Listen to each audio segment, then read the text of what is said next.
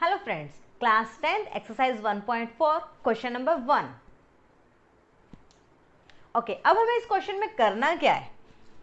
First question कहता है 13/3125 check करके बताएं कि नॉन टर्मिनेटिंग है या टर्मिनेटिंग है। तो सबसे पहले कंसेप्ट को चेक करते हैं।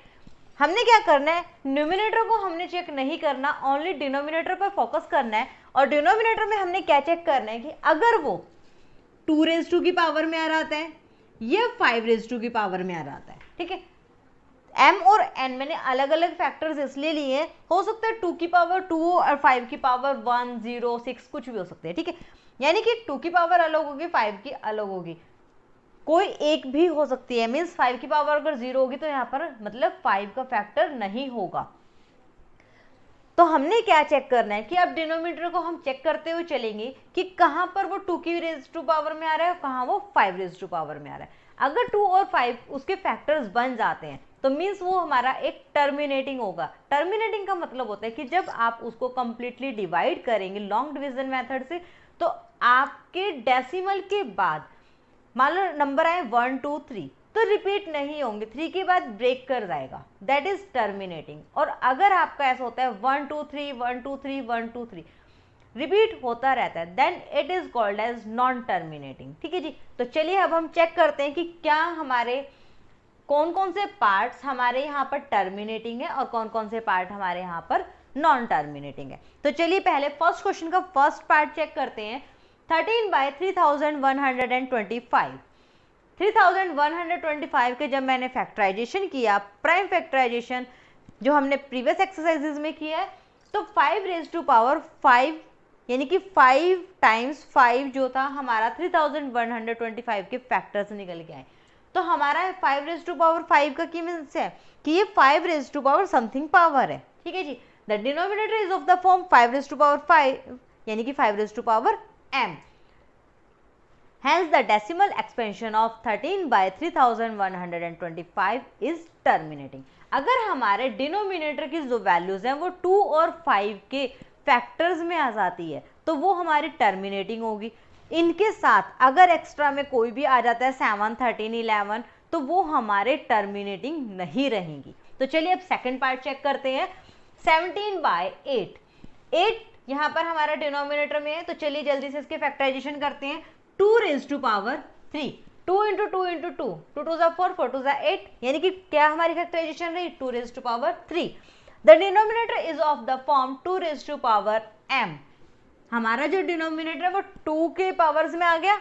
Hence the decimal expansion of 17/8 is terminating. जब भी हमारा डिनोमिनेटर 2 की पावर्स में आएगा या 5 की पावर्स में आएगा, मीन्स 2 और 5, मैंने 2 एंड 5 नहीं बोला, 2 और 5 अगर उनके फैक्टर्स रहेंगे यानी कि 2 एंड 5 भी हो सकता है और 2 और 5 भी हो सकता है, अगर वो उनके फैक्टर्स रहते हैं डिनोमिनेटर के, then the expansion will be as terminating.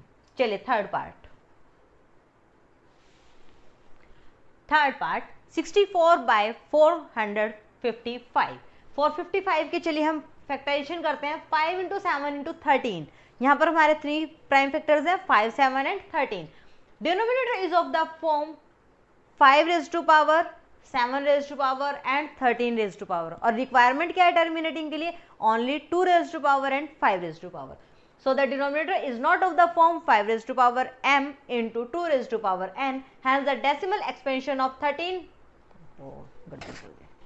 Third part 64/455। तो हमने क्या करना है, 455 के प्राइम फैक्टराइजेशन लेना है जो कि है हमारे 5, 7 एंड 13। जबकि डिनोमिनेटर में हमारी रिक्वायरमेंट कब पूरी होती है, जब हमारा जो डिनोमिनेटर है वो 2 और 5 के फैक्टर्स की फॉर्म में हो। यानी कि डिनोमिनेटर किसकी फॉर्म में है, 5 raise to power m 2 raise to power n, लेकिन इस फॉर्म में नहीं है। हमारा डिनोमिनेटर क्या है 5, 7 एंड 13, यानी कि यहाँ पर 7 एंड 13 दो प्राइम फैक्टर्स एक्स्ट्रा है। So the decimal expansion of 64/455 is non terminating. तो ये हमारा नॉन टर्मिनेटिंग रहेगा। तो चलिए अब नेक्स्ट फोर्थ पार्ट करते हैं। फोर्थ पार्ट है हमारा 15/1600। 1600 के प्राइम फैक्टराइजेशन करते हैं। 2 raise to power 6 and 5 raise to power 2।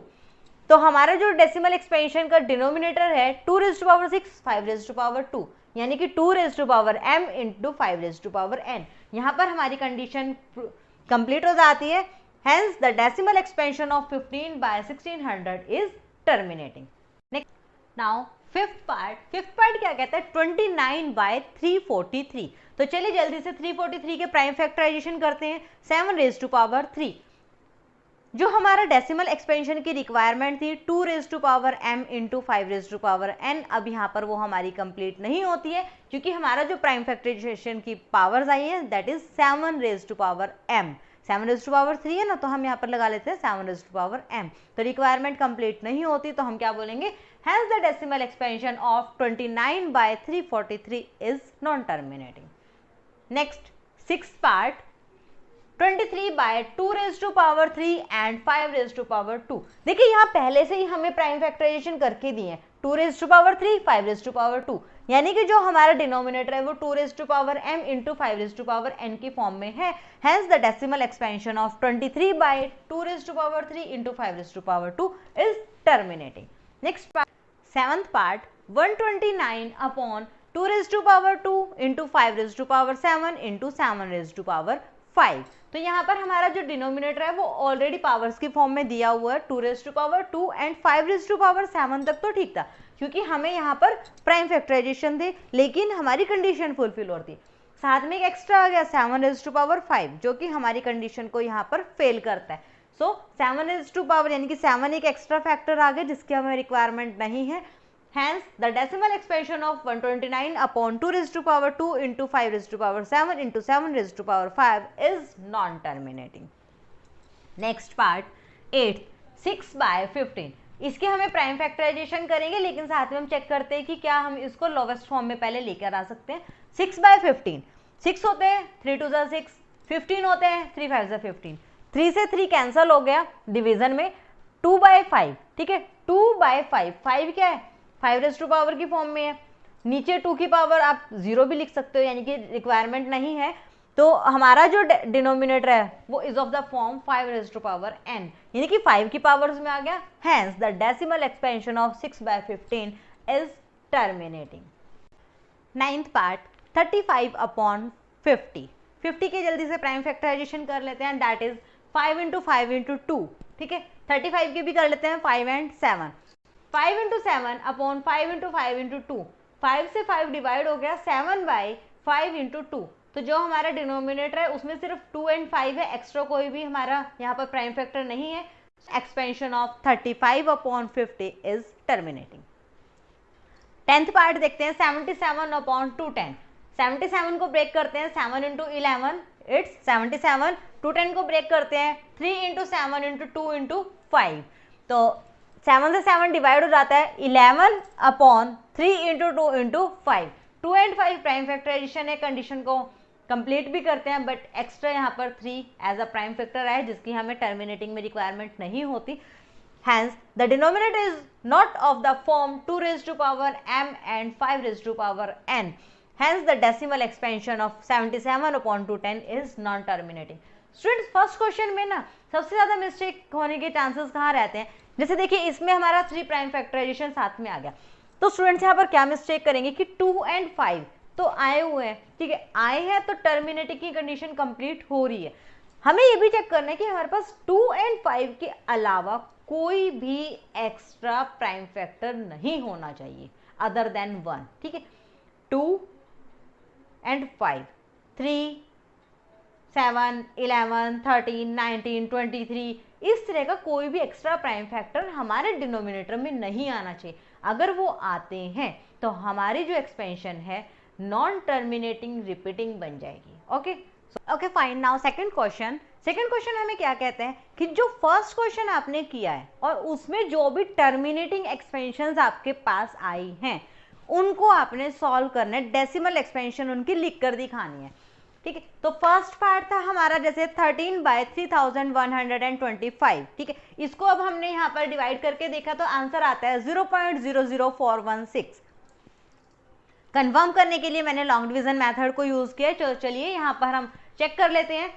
3125 से मैंने डिवाइड किया 13 को, 13 2 डिजिट का नंबर था और यहाँ 4 डिजिट थे तो ये डिवाइड नहीं होना था, मैंने 0 लिख के डेसिमल के बाद जीरोज लगाइए, एक्स्ट्रा जीरोज, ताकि मैं डेसिमल एक्सपेंशन में नंबर को लेके आ सकूं। फर्स्ट मैंने जीरो लगाई, 130 बना। ये 4 डिजिट है, ये 3 डिजिट है, अभी भी डिवाइड नहीं होगा, एटलीस्ट डिजिट्स इक्वल होनी चाहिए। अगर हमारे डिविडेंड में यहाँ 4 डिजिट है तो यहाँ पर भी हमारे मिनिमम 4 डिजिट होने चाहिए, तभी हम उसको डिवाइड करके क्वोशिएंट ला सकते हैं। तो चलिए जल्दी से कर देते हैं। 130 नहीं पॉसिबल है, 1300, 130 में नीचे उतारा, जीरो एक एक्स्ट्रा ऊपर से लेके 1300। Again now it is of 4 digit but it is less than 3125। Condition division के टाइम पर एक ये भी होती है कि या तो आपका नंबर इक्वल हो या उससे ग्रेटर हो। अब 1300 हमारा नंबर से लेस है तो यहाँ पर ये डिवाइड नहीं हो पाएगा। तो चलिए मैंने क्या करा, आगे से एक और ऊपर से जीरो लेकर आई, it's now 13,000। Now it is greater than 3125।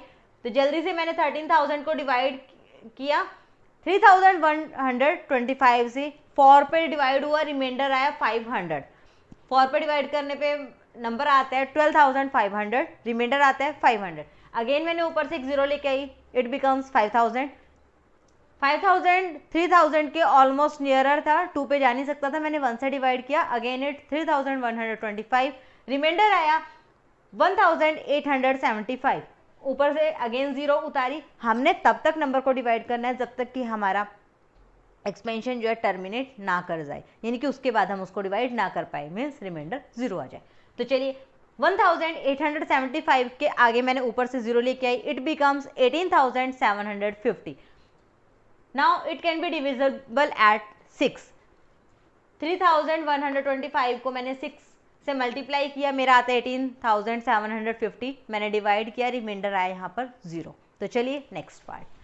Second part में था हमारा 17/8, जो कि हमारा टर्मिनेटिंग एक्सपेंशन था, हमने प्रूव करके दिखाया था। तो चलिए जल्दी से डिवाइड करते हैं 17 को 8 के साथ। 8 से डिवाइड किया, 8 2 16, 2 पर आया 16, 1 रिमाइंडर, 2 मैंने ऊपर लिख दिया क्वोशिएंट में, ऊपर से जीरो उतारे 10, 8 1 8, 2 रिमाइंडर, ऊपर लिखा है डेसिमल के बाद 1, क्योंकि जब आप डेसिमल के बाद जीरो उतारते हो तो क्वोशिएंट के अंदर भी आप डेसिमल के बाद ही नंबर्स लिखते हो। तो 2 रिमाइंडर, अगेन मैंने ऊपर से जीरो उतारी, 8 2 16, ऊपर लिखा 2, रिमाइंडर 4, अगेन मैंने जीरो उतारी, 8 5 40, क्वोशिएंट में लिखा 5, नीचे लिखा 40, रिमाइंडर बिकम्स 0। नेक्स्ट हमारा जो टर्मिनेटिंग पार्ट था that is fourth part, okay, which one is 15/1600। हमने 1600 को डिनोमिनेटर को चेक किया था, सो 15/1600 को अब हम डिवाइड करते हैं। हमारा आंसर कुछ इस तरह से आता है डेसिमल एक्सपेंशन में 0.009375। तो चलिए प्रूव करके दिखाती हूँ, लॉन्ग डिवीजन करते हैं। 1600 से डिवाइड किया 15, लेफ्ट साइड में 4 डिजिट है, अंदर हमारी 2 डिजिट है, डिवाइड नहीं होगा जब तक कि आपकी 4 डिजिट और उससे ग्रेटर नहीं आएंगी। चलिए 15 नहीं डिवाइड हो रहा था, मैंने जीरो लिखा, उसको नीचे उतारा, अगेन मैंने जीरो को नीचे उतारा डेसिमल के बाद से, ठीक है। इट बिकम्स 150, 150 भी हमारा डिविजिबल नहीं है, सो हमने क्या किया, फिर से एक जीरो उतारी, again now the reminder is 1500। 1500 1600 से थोड़ा सा लेस था, तो ये भी डिवाइड नहीं हो पाएगा। मैंने क्या किया, फिर से डेसिमल के बाद एक और जीरो उतारी, नाउ इट बिकम्स 15,000, जो कि हमारे डिजिट्स भी एक्स्ट्रा हो गए, यहाँ पर अब हमारी 5 डिजिट्स हो चुकी हैं क्वेश्चन में। और सबसे बड़ी बात ये हमारा अब 1600 से इंक्रीज है, ठीक है, उससे ज्यादा नंबर है। मैंने इसको 9 पे डिवाइड किया, 1600 9 जा 14,400, रिमाइंडर बिकम 600, ऊपर से मैंने अगेन जीरो उतारी, now it the number become 6000, ठीक है। 6000 बना, मैंने यहाँ पर क्या करा, 1600 को 3 से मल्टीप्लाई किया, 4800, रिमाइंडर बचा मेरा 1200, मैंने ऊपर से अगेन जीरो उतारी, इट बिकम्स 11,200, ठीक है। 12,000 से मैंने 1600 को 7 से मल्टीप्लाई किया, 11,200 आया, 12,000 में से लेस किया, 800 मेरा रिमाइंडर आया, अगेन मैंने ऊपर से एक जीरो उतारी, इट बिकम्स 8,000। 1600 को 5 से मल्टीप्लाई किया, 8,000 आता है, 8,000 से 8,000 मैंने जब लेस किया तो रिमाइंडर बिकम्स 0।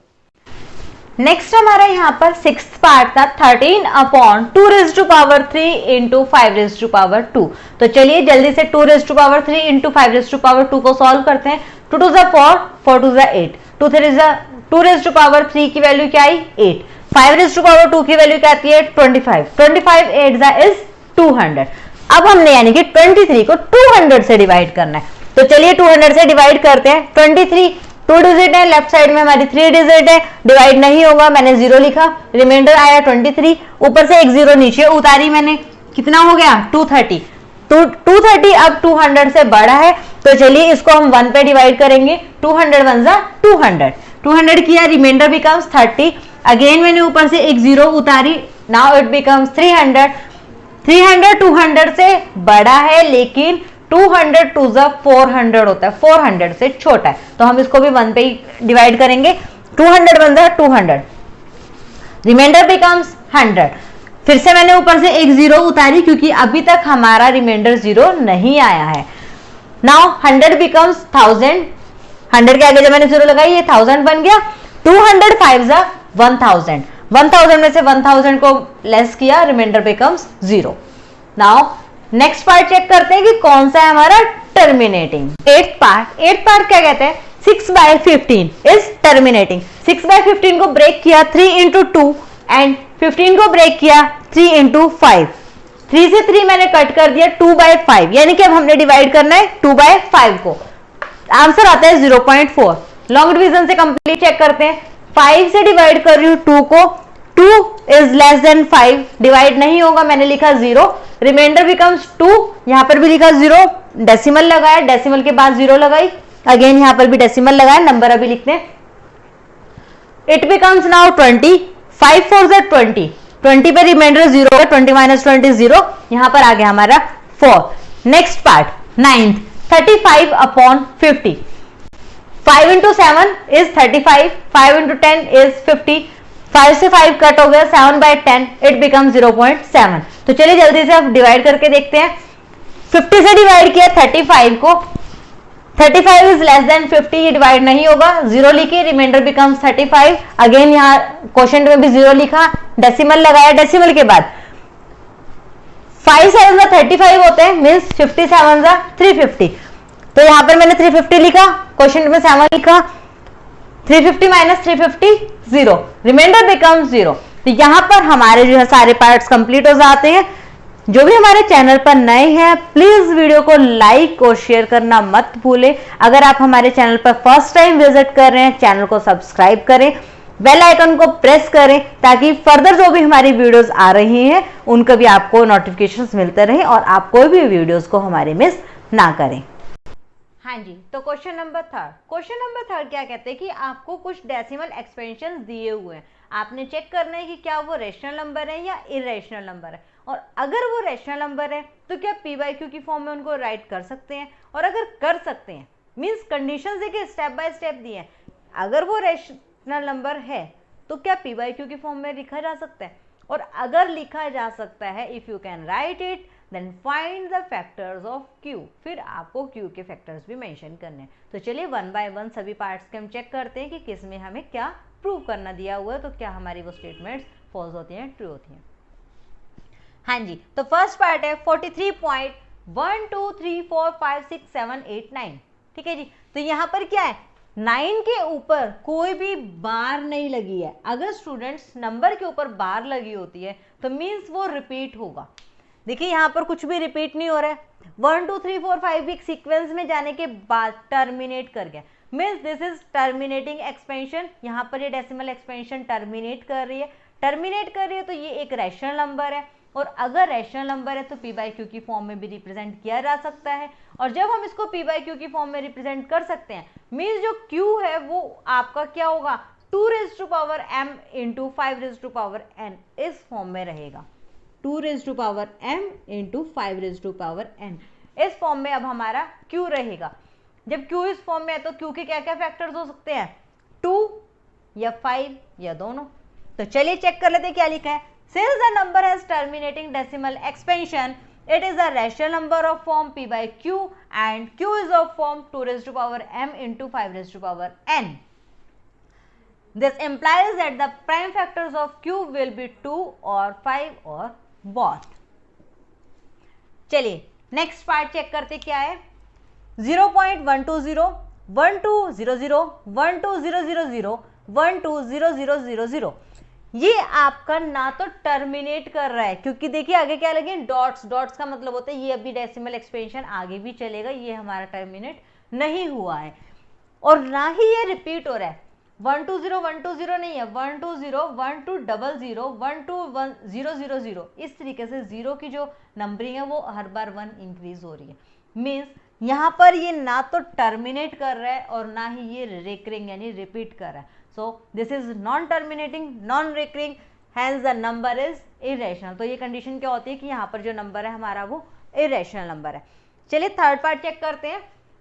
43.123456789, यहाँ पर जो डेसिमल के बाद डिजिट्स दी हुई हैं 1 2 3 4 5 6 7 8 9, ये हमारी रिकरिंग है। रिकरिंग का मतलब होता है कि ये दोबारा से रिपीट होंगी। इसके बाद फिर से 1 2 3 4 5 6 7 8 9 1 2 3 4 5 6 7 8 9 इस तरीके से डेसिमल के बाद के जो नंबर्स है वो रिपीट होते रहेंगे, टर्मिनेट नहीं करेंगे। सो this is a type of non-terminating but recurring. It is non-terminating recurring number, so it can be a rational number. It is a rational number. It can be represented in the form of p by q. p by q की form में हम इसको represent कर सकते हैं। तो यहाँ पर q के फैक्टर्स क्या रहेंगे 2 raised to power m into 5 raised to power n। q इस फॉर्म का हो सकता है, बट क्योंकि ये हमारा रेकरिंग है तो यहाँ पर कोई एक एक्स्ट्रा फैक्टर भी रहेगा। 7 11 13 19 27 कोई भी हो सकता है, बट एक एक्स्ट्रा प्राइम फैक्टर भी यहाँ पर रहेगा। जब ये प्राइम फैक्टर यहाँ पर रहेगा तो prime factors of q will also have factor other than 2 और 5, यानी कि q के फैक्टर्स क्या रहेंगे 2 5 and some other number. Okay, यहाँ पर हमारी एक्सरसाइज 1.4 कंप्लीट हो जाती है। Please like share subscribe. Further videos देखने के लिए डिस्क्रिप्शन बॉक्स में लिंक्स दिए हुए हैं। जितने भी वीडियोस अब तक हम चैनल पर अपलोड कर चुके हैं मैथ से रिगार्डिंग, सभी के लिंक्स हमारे डिस्क्रिप्शन बॉक्स में अवेलेबल रहते हैं। प्लीज़ चैनल को विजिट कीजिए। जिस भी एक्सरसाइज की आपको इन्फॉर्मेशन लेनी होती है डिस्क्रिप्शन बॉक्स में जाएं, लिंक पर क्लिक करें, वीडियो को देखें। Bye bye, thank you.